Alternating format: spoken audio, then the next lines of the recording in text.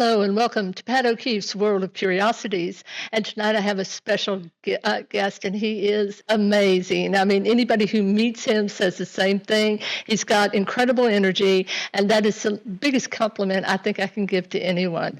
But Ken Boggle has quite the history, I guess you would say, of being connected to the spirit realm. He has been reading tarot and has been connected in that way for 30 years. That's a long time, Ken. And so 33. 33 years. And he travels the country and he's traveled the world, reading for his clients. So we're so fortunate to have him. He also has a show, it's called, or a series, Tarot Date with Ken Boggle. And what's really different about that is he looks at the cards in a different way because he's looking at them through a psychic interpretation of the symbols and the messages. This is what I'm thinking, Ken, that you have received that are kind of standard to all of your readings. So he also teaches classes. If you want to find out more about that or maybe book either a class or a reading, you can find him on kenboggle.com. So, Ken, thank you for being with us. Totally my pleasure. And I love you. You're like my Emmylou Harris. I like that. She's I will take gorgeous. That any day. She's gorgeous. She's deep as a country well, and she's mysterious and talented. I would not have known that. I mean, you know how it is with folks like us. We're always serving other people in our way. So you never think about it. But thank you. I am so honored, and I feel the same about you, Ken, as you know. The first time I met Ken, it was so cool. We were at, I think, Sacred Journey, and you said, it's nice to meet someone who reads like I do. I don't know if you remember that. But to let y'all know, and I'll let Ken go into this because I do want him to talk about how he receives his messages. But what I am is very, very honest and direct, and some people would call very just blunt. So, Ken, in a synopsis, how do you read? What's it like? Okay, sure, that's a good question. The first thing is that I start by telling people to love me because I already love them as like family. And I always say to people that in remote readings, a lot of psychics will ask you to put a lot of energy into the shuffling of the cards. And I think since I've been shuffling by myself now for 33 years and can do it blindfolded with a lot of success, I think I've got the shuffling part down. So I always encourage people to take that energy and create a safe space where neither of us have to apologize for having an emotion, where we can both feel safe to share. I also let people know that I'm going to talk to them like grown adults. I say to them, you are my family, and I will talk to you like family, and if you're super sensitive, this just ain't going to work. No refund. It's just ain't going to work, you know what I mean? But in the actual practice of it, what I do is I always make sure that you come to me with questions. I want to know exactly what it is I'm going to talk to you about. And then I get very into my spirit guide space, which happens on the right side of my brain. And I always feel her somewhere in this neighborhood caressing my cheek, so motherly. She tells me how to approach each thing that I'm going to do. Sometimes she says we'll be organic, and she controls how I lay the cards out and then gives me a breakdown. Spreads get created in the moment sometimes. I've seen you do very interesting modifications with yours on the fly. So fabulous. That was so cool. But anywho, on the edge of the side of a table you had about that big, you did a whole Celtic cross with like clarifiers. And I was like, there ain't enough room to whip a cat. And you was just wearing it out. Anyway, from there, I get involved into the spread like it's the back of a book, and then I get involved in the actual substance of what's there. Spirit guide works with my intuition to tell me exactly what to say. And by the end of it, we have growth, evolution, we have a lot of healing, we have wisdom, and a lot of the spreads I do are you can't find like on the internet. A lot of the spreads I do came from spirit guide, my granny, or just me. And when it's all said and done, more often than not, you leave with a better sense of self. some clarity, some guidance. It's a beautiful relationship that sort of builds, or not, depends on how we get along. Well, I have to ask, you said that when they sit down, you say that you love them like family. Is that something that you carry 24/7, or does it seem like you are channeling like love from the universal source and that you connect with them on a soul level during a reading where it might not be as deep if you just met them on the street? Well, well, even my coffee mug, the Ken Boggle coffee mug, on the back says, "Remember, at the end of the day, you are your brother's keeper." It it's not just something that happens in a reading. You are my family. I'm your family, and we are responsible for each other. And I hold that with 100% sincerity and 100% uh, intensity with every single person I ever cross. Even if I'm at the grocery store and I say, "Hey, sis, where's the apple butter?" You know what I mean? What I'm really saying is, I love you so much. So happy I'm getting to hang out with you. Thank you for the the apple butter. We hug. I don't know if you've had a Ken Boggle hug. They're pretty extraordinary. And I love everybody. And I think it comes from my Buddhist practice of creating value in society based on authentic, genuine love. But I also think it comes from my Christian background where I have mercy, compassion, no judgment, absolute no judgment, no matter what, and forgiveness and compassion.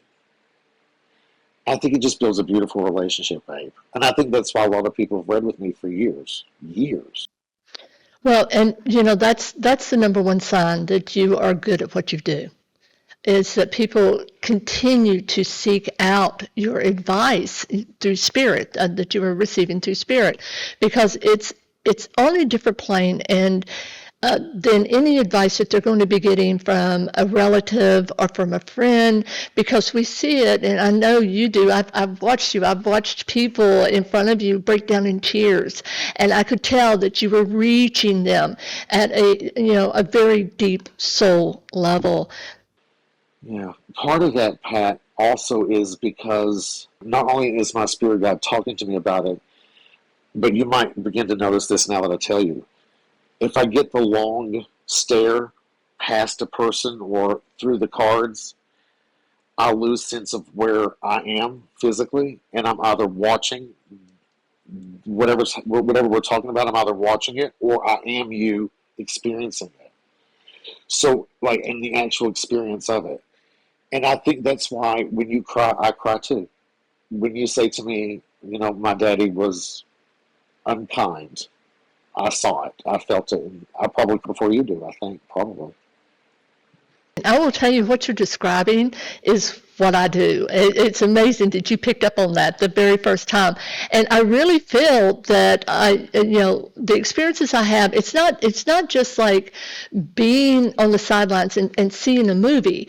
I'm there. I'm experiencing the emotional turmoil. I'm seeing the act, and often it is through the eyes of the person. And I think people like us are astral projectors. I do. We are not bound by time and space. I have the only thing that binds me to time and space is a scheduling app. If it wasn't for that, I would have no concept. And Pat, it's because I get to live my life as Ken Boggle, doing being my brother and sister's keeper. Also say I'm responsible for my hims, my hers, my thems, my wers, my wases, and my cousins. I'm responsible for everybody. But there was one particular day I was doing a reading, and this is pretty intense. I was doing a reading for a grandmother, lovely Irish Catholic Philly grandmom. Philly, amazing. Uh, she read with me for years. We went through various types of treatments for health things that came up for her. We were together for probably 4 or 5 years, maybe 6. Every 6 weeks, we went through some life-threatening stuff. Sadly, her granddaughter fell into depression, and she took some extreme measures. And I remember, trying not to get choked up, and I remember leaving that reading having felt metal in my mouth, having seen it all happen from even the perspective of her younger brother, watching her do it and then being her in the moment. And I came away from there destroyed. And that's when my husband, then ex-husband, now bless him, what a great, his name's Robbie. When ex-husband said, "This is why there must be a energetic compensation and exchange, because it's not just like I've read cards; it's that I was there."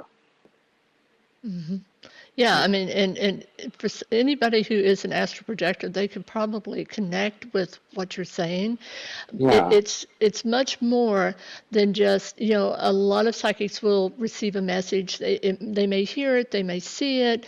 Some people actually smell, when there's an angel around, they Yes. may, yes. Yeah. Or if there was some particular smell associated with the grandfather, you might smell his cigar, right? Absolutely. But it's different because you are there. It's what I call a 360, because you could literally stand there and turn around and look, and you are in the exact time, in the exact place when this particular thing happened. And that's why I think some people, really are successful as psychic detectives. Yes. Well, also, like, I was not aware until just recently. Some of us who are, I'm not very well versed in the rules and technique of astral projection. I'm not. So, a friend of mine, Kamara Wilhite, she has gone and studied ways to collect the fragments I leave behind as I astrally project, as I do an astral projection.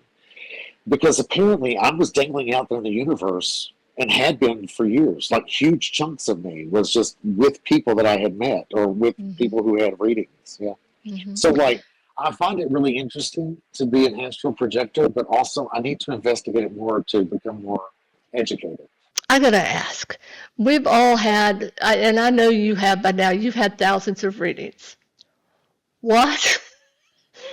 What is the reading that you just wanted to, and you may have just said, I cannot read for you. I am not your reader. Maybe they're just so unpleasant that you just don't want to interact with them.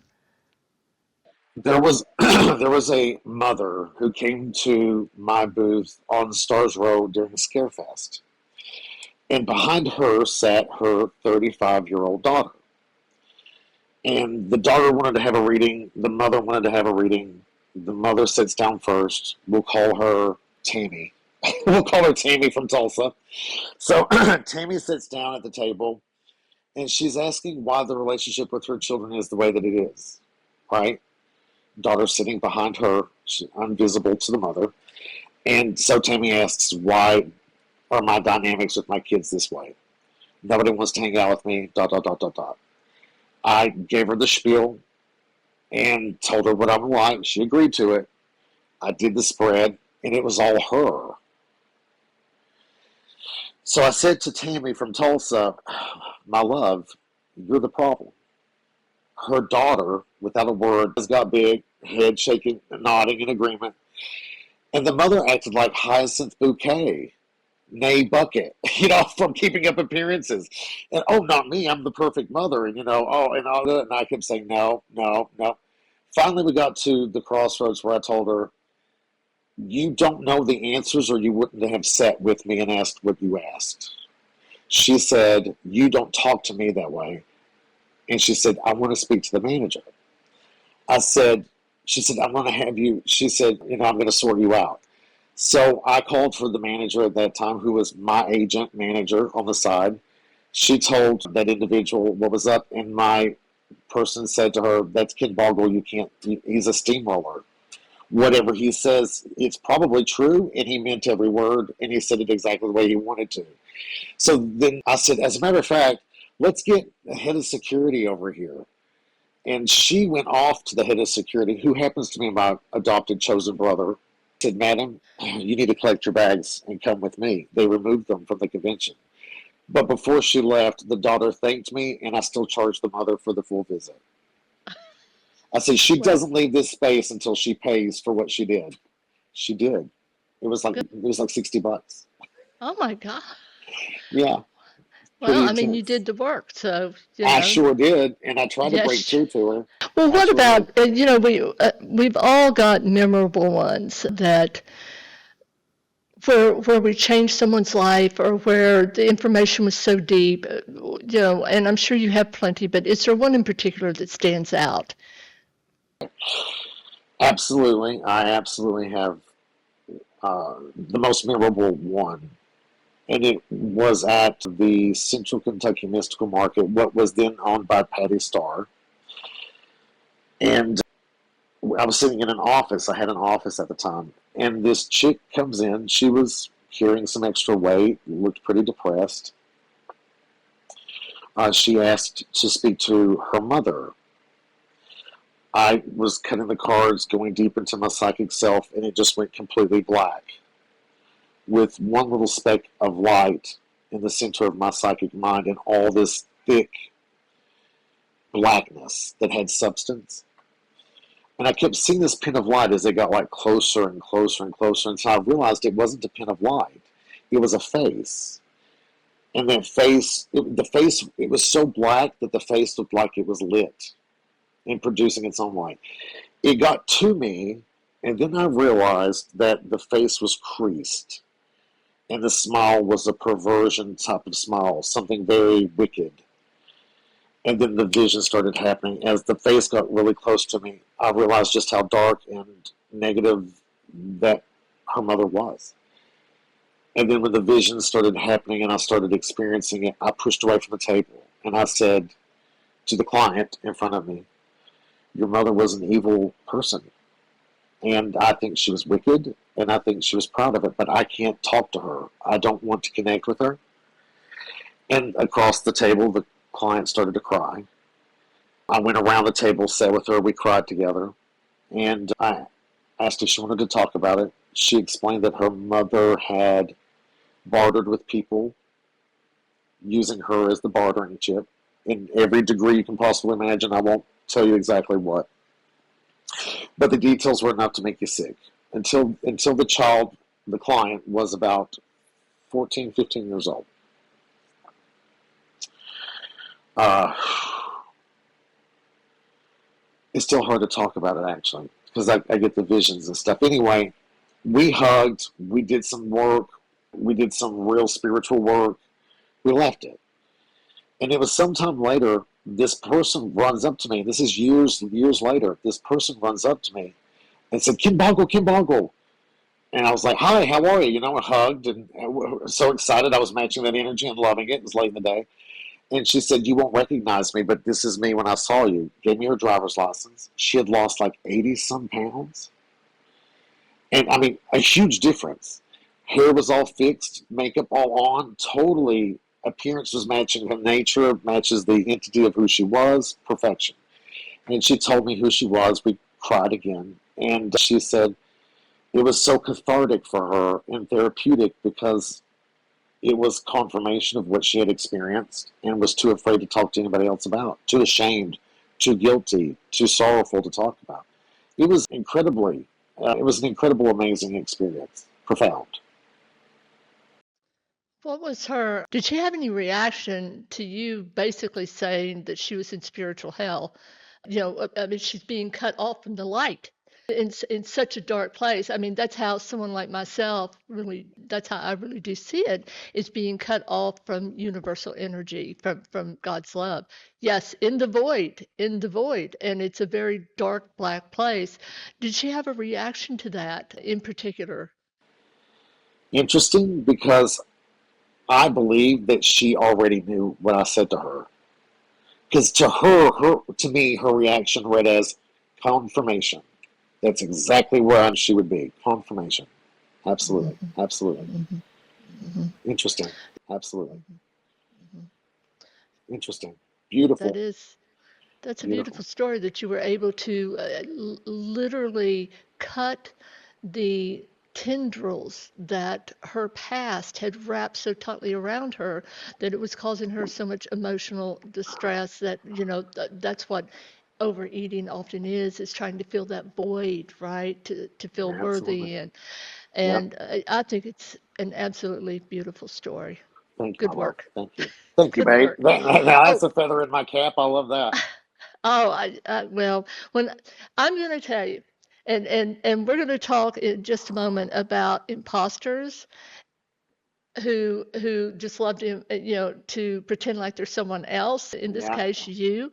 But yeah, I also want to just touch on imposters in this field who who you know they say they have these gifts, and I'm going to be honest. I mean, you know it when you're gifted yourself.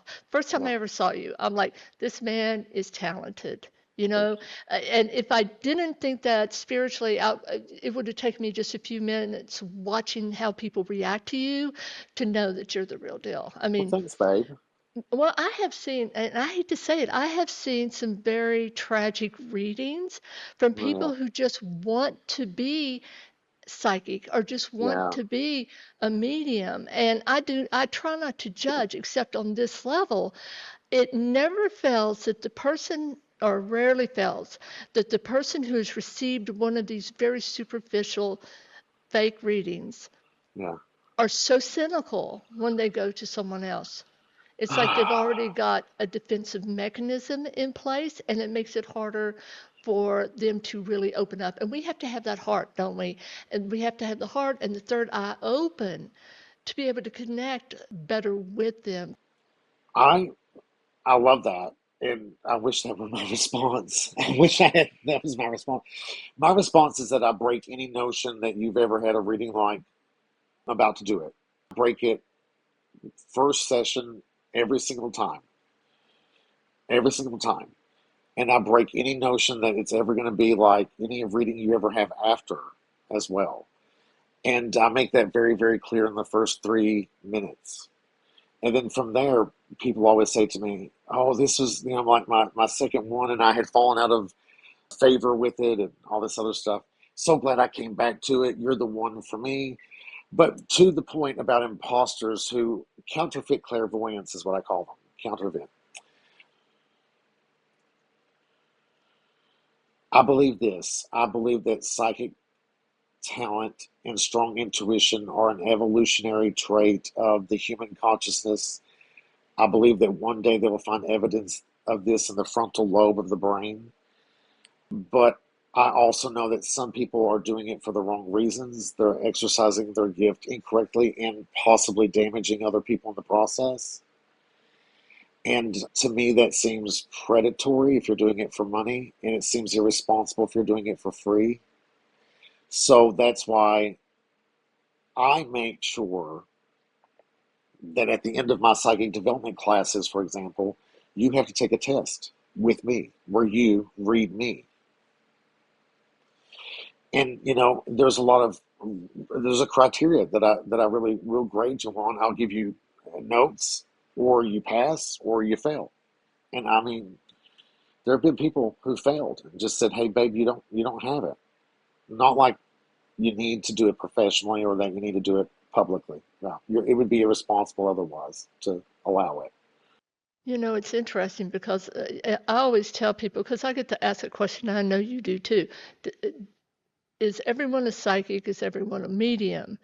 And my answer to that is most people can play tennis, but not everybody's Martina Navratilova. Not everyone is Venus Williams. Some people are uh, they're more gifted in Adept, this, and they're gifted. more adept, and Hmm. they're better suited for it. Other people Hmm. play polo. Other people play cricket. Other people do water polo. Other Hmm. people play putt putt golf. Not everybody should be doing this because it's irresponsible. And not only that, can I be honest? I think you have to be really successful at this. You have to have a higher intellect. And the reason is because when you're connecting in to someone, it's not just about the message, it's about interpretation.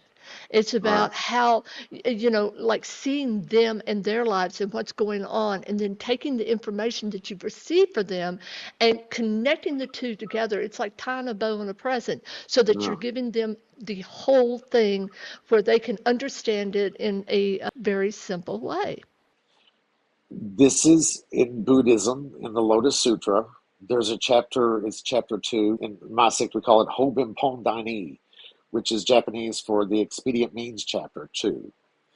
And in it, the Buddha says, I have done this for so long, and I have been in such practice for so long. I have attended to so many of you in lifetime after lifetime.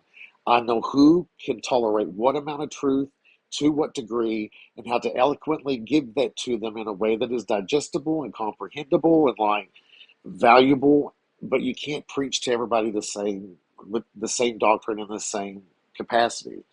So that's a deep part of my faith is that the spirit guide and my intuition will tell me exactly what needs to be done and exactly how to do it. And back to my point too, you're highly intelligent, so you can see the message as a whole, and to be able to not only give the general message, but to see the nuances within that message that makes it, takes it to an entirely different level of understanding for the person, if that makes sense. Now, Back at you, right back at you. well, yeah, I've yeah, watched you do thank it. you, I love it. thank you. Yeah. That's right. So catch us on the circuit. Are you going to be? You're going to be at research. You're going to be at Scarefest, of course. You're like a co-host of Scarefest Radio, aren't you?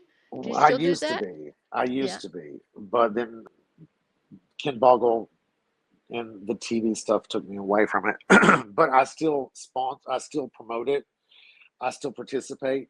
I think this year, because of other projects I have, I think this year I will probably only be doing a gallery reading either on the 18th of October, 2025, or the 19th of October. But it'll be a gallery reading. I'm not sure what that looks like yet. I have to talk to Scarefest about it later tomorrow. But I have to speak to them about it. I would like to have a booth and all of that, but I'm also doing a ghost hunt investigation on that Friday night. I Mm. just don't have it in me to go the way I used to go. Very, very hard. And like you said, we're both on the convention circuit. We're both on the trail, the Right. caravan court, as we call it. We're doing all Yes. the stops. So we have to take good care of ourselves. So this year I'll be doing, hopefully, a gallery reading that might be free to ticket holders. Might. Ooh, you Yeah. will have an incredible. They'll be knocking down the door for that, and if they Let's aren't, hope. uh, Let's hope. Yeah. well, you've done so many things, but one of the things that you did, you were on a television series, and it was called Living for the Dead. What Yes. was what was that experience like? Just overall, give me some general tea. General T. That it is possible to be too real for reality TV.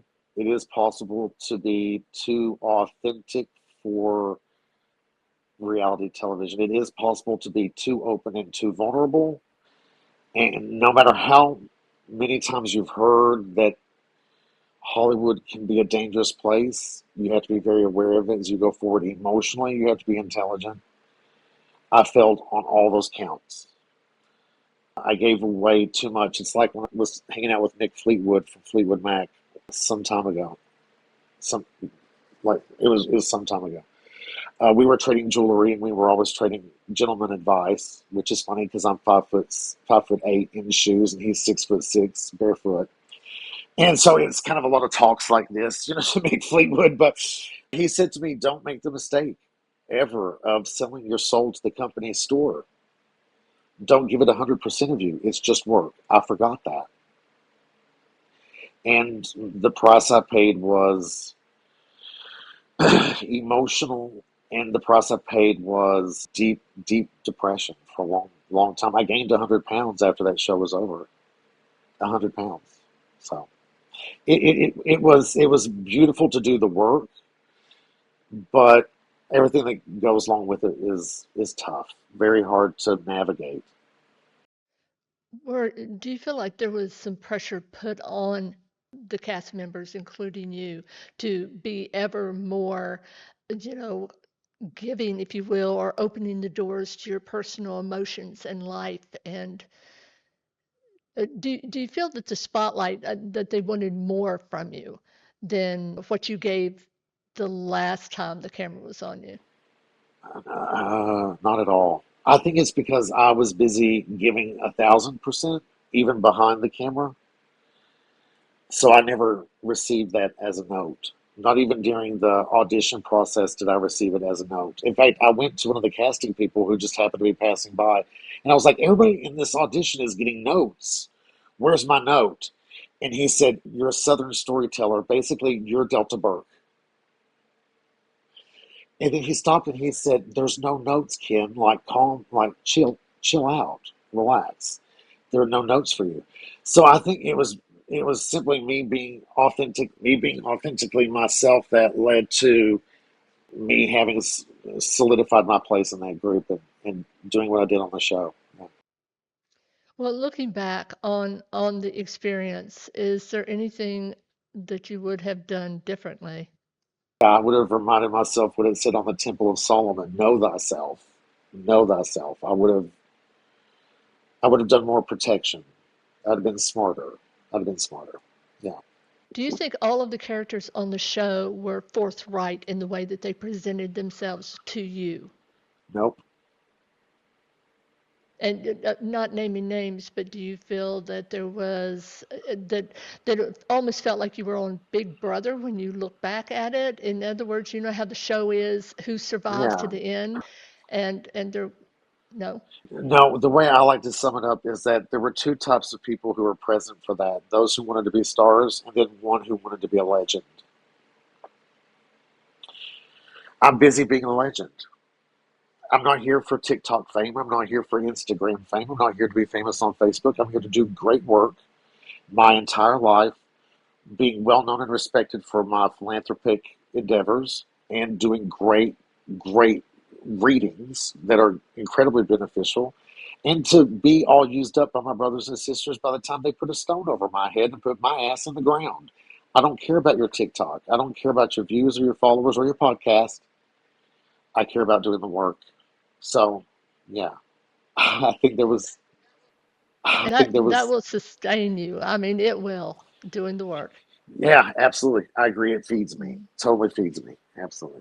Have you kept up with any of the cast members? Have you all kept in touch? Alex will write me about once a quarter. Logan and I talk about every other month or so. I can't say that we're all best friends or that we trade cooking recipes on a Sunday afternoon. I don't think it's not Well, what I thought it was going to be. I'll tell you that. well, I know that a lot of people were surprised. I mean, you all, it was an Emmy nominated show. Yeah, And then all of a sudden it was canceled. Was that a surprise to all of the cast members? it was to me. I felt like losing a child because I don't have a husband. I don't have children. I don't have dogs. My real true love is the work, Mhm. and it not only got stopped, it got erased, which I think was political, in my opinion. And having been nominated for an Emmy and being nominated for a GLAAD and winning an Mhm. ARDA, very suspect. But we'll leave that because we have new stuff coming. Mhm. Well, yeah, you were going to leave a teaser for our audience. So tease us Yes. with an upcoming project.